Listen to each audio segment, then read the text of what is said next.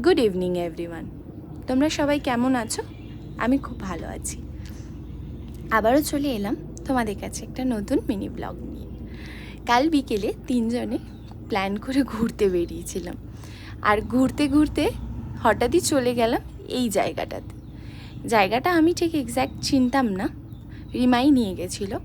বেশ ভালো লাগছিল, চারপাশটা এত সুন্দর, নিরিবিলি, সবুজ, আর এই পড়ন্ত বিকেলের আকাশটা কি ভালো লাগছে, তাই না?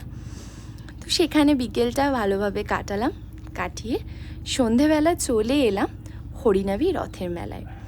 এই রথের মেলায় স্কুল থেকে ফেরার পথে আগে কত যেতাম, এখন আর যাওয়া হয়ে ওঠে না সেভাবে।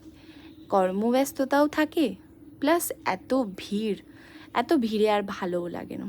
তাই সন্ধেই গেলাম, ফাঁকা ফাঁকায় পুরো মেলাটা ঘুরলাম। ঘুরে ওই টুকিটাকি একটু কেনাকাটি করলাম।